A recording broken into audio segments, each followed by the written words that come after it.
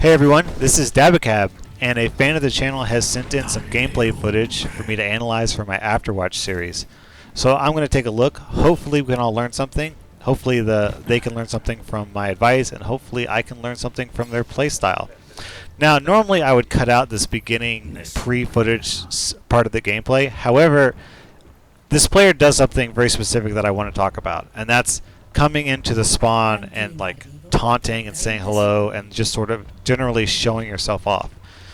Normally this is an acceptable, not a big deal type of thing. I mean, if you're like Reinhardt or Soldier, someone who sort of shows up and presents themselves front and center to the opponent, then that's a reasonable thing to do because they're going to see you out of the gate anyways. But if you're a character who relies on the element of surprise, like Reaper or Genji or Symmetra with their turrets, you shouldn't do that. If I were this Roadhog, I would absolutely check my corners before I come out. He didn't, and because of it, his Reaper, or his Mercy, gets shotgunned to the face. This engagement, after this Reaper killed the Mercy, what he should have done is retreat. That Tracer was in a really strong position over him. She had no incentive to dash forward towards him. So she had the range advantage over Reaper. Normally, if Reaper's kind of sandwiched between, or if Tracer's in the middle between a flanking Reaper and the team, Tracer can't really retreat because she would retreat back into Reaper's teammates. But because she was in that hallway, she could retreat down safely into what was effectively a flanking position. So Reaper should have simply, oh, that's pretty easy. So that was fine. He got 2 kills there. This Genji didn't reflect. Nice killing spree actually here. However, in my opinion, I think that Reaper started firing a little bit quickly when he entered that room against the Reaper's backside. One thing I've learned after playing Reaper is that you have to exercise trigger discipline. Most people, or most heroes, there's really no harm in opening fire as soon as you see your target. But with Reaper, that's another story. There's a huge damage drop-off based on distance. So if you're like fighting at mid-range, then you're not going to do much damage, and really all you're going to do is tip them off that you're behind them. So what you want to do is just be patient, wait a second. They probably don't know you're there, so just chill out for a second and try and get closer and, you know, get into melee range ideally for an ideal hit. This Reaper, I noticed while watching this game, is that he's a little bit too inclined to snipe. This is a pretty solid ult, but he happens to land straight on a trap, which you could have seen if, while he was looking down. It's a little bit disappointing that he landed in it. You gotta watch out for those. Sniping with a Reaper is almost never a good idea. If you're not super close to them, then any shotgun blast that you put into them will probably do I don't know, less than 5 damage. And more importantly, it's going to tip them off and their teammates as to where you are. So you have to ask yourself, this is a great blinking position by the way. Unfortunately the Junkrat's there. He fought on the high ground, which is great because he's next to a health pack. So as soon as he takes any damage, he could, you know, pick up a health pack and win. Going inside that room right there was a big mistake. Yes, there's a health pack in there, but one of the biggest weaknesses with Junkrat is that it's very hard to hit with the grenades unless you're a very skilled player. But it's extremely easy to hit with the grenades in enclosed spaces. So if you're ever up against a Junkrat and you're both outside, don't go indoors. Unless you think you can pick up a 200 health pack, you're basically going to be going into a minefield full of grenades. All the Junkrat has to do is put a steel trap at the door, and he's basically guaranteed to win the fight. I mean, you don't have to come outside because, you know, he can't make you come outside, but the Junkrat can't possibly lose at that point. Pretty lucky that the right click didn't go off on the McCree there. Taking cover from the McCree fire, which is smart. I'm not sure if it's smart to run down this hallway. I mean, the Mercy and the McCree know that he's there, so the Reaper isn't going to be strong until he gets all the way to the end, and he's basically just running down a murder alley. So in that situation, instead of trying to run down to get close enough to get that McCree on the Mercy, I probably would have tried to go off to the right and see if I could have found a sneaky teleport to get in behind them, or just generally find another flanking position. The key with Reaper is that he's since he's only effective at the closest range, I also don't think it's a good idea for him to chase down this Tracer. Some characters can chase down Tracers, some can't. I don't think Reaper is the character to get into the back line and chase the Tracer. So I think he probably should have just left the Tracer to others. Anyways, the key with Reaper is to ask yourself, is the damage that I'm doing right now and the charge that I'm gaining worth it, or should I instead be spending this time trying to find a better flanking position? He's going back around to the side, which I think is smart. They haven't been spending a lot of time back here, so I think it's probably very likely that he can come up and surprise them. That was a good example of trigger discipline. He should have waited a second and gotten a little bit closer. Well, he got killed, but that's fine. I like this player's instincts for flanking. He seems to have a pretty good understanding of when he should try to move into the back line and how to get there sneakily. But once he gets back there, I'd like to see a little bit more control and precision and strategy about how he pursues his targets and when he chooses to attack. This is going to be an easy ult, probably at least a triple. Yes, a triple. By the way, this submission is in Italian. I prefer English submissions, but since this is the first ever fan Afterwatch submission, I had to take it. And let's move over to the second clip. Alright, for the second match, we have another Reaper defense on Hanamura. Don't be afraid to play assault characters on defense. It's perfectly reasonable. I actually find that offense characters handle defense maps a little bit better than defense characters handle offensive maps, but you know, there are exceptions to that. This starting position, it's really weak. I mean, he's going to get a couple of shotgun blasts into this Lucio, but I mean, look at his charge. He got practically nothing. He did almost no damage. All he did was alert the enemy that there's a Reaper up there, accomplished practically nothing. I mean, luckily he's in position for this D.Va kill, which he should have gone in on. Reaper versus D.Va, girl D.Va, that was easy. I don't know why he backed up. He should have been super aggressive in unloading shotguns into them. This Genji does not see them. Now, I said earlier you should exercise trigger discipline, which is true. However, based on the fact that that person didn't seem to be interested in turning around and fighting and was going to get away, in that case it's perfectly fine to shoot a little bit early. Here, don't back up, man. You're Reaper. You got to get up close into melee range.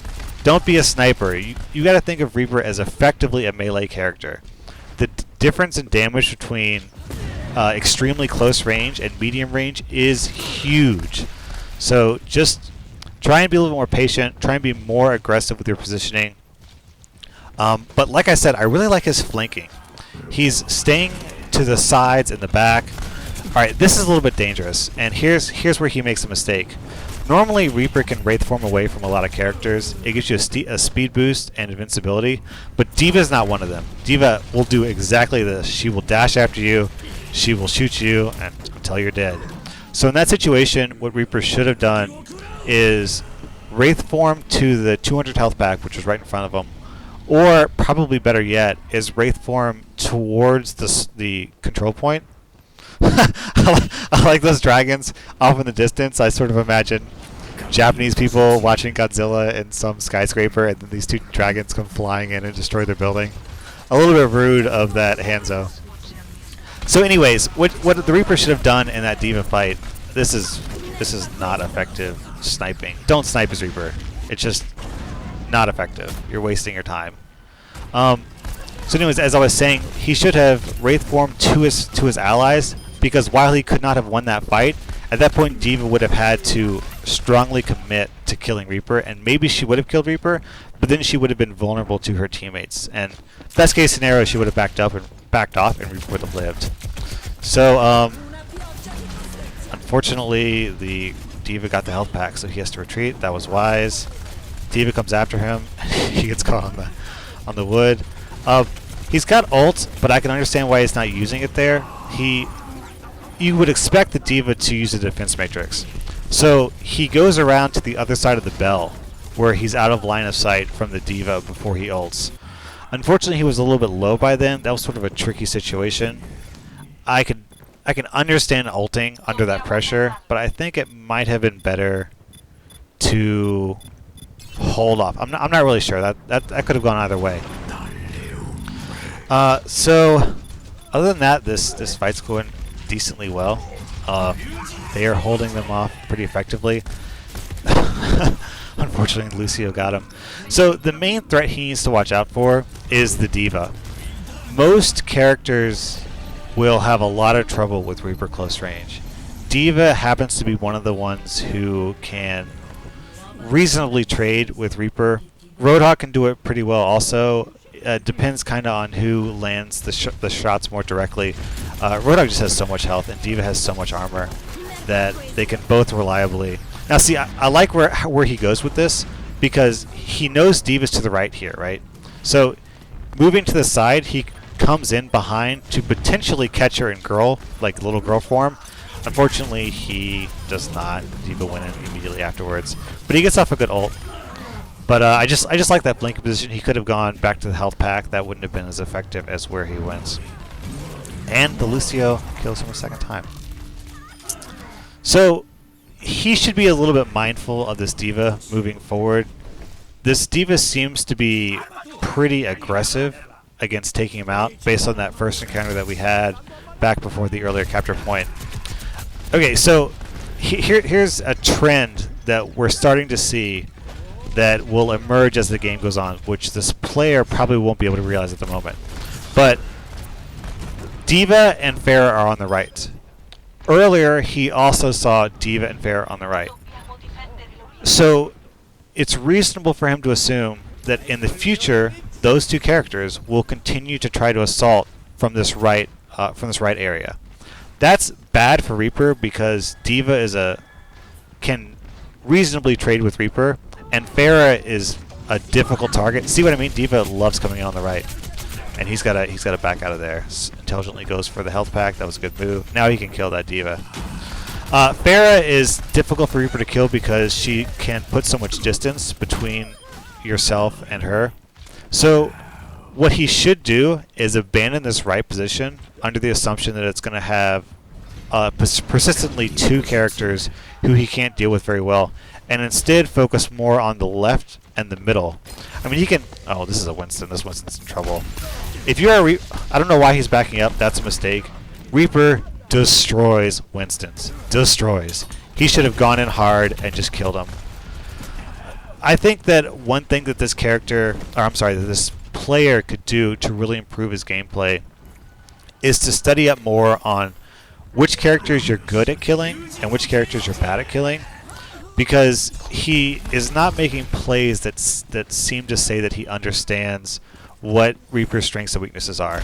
If he'd known that Reaper's such a strong counter to Winston, he should have aggressively gone forward and attacked that Winston. No questions asked. Though anyways, as I was saying, you're not just playing against heroes, you're also playing against players. And all players have habits and preferences, so if you can identify the preferences and habits of your enemies, you can predict what they're going to do, and prediction is power.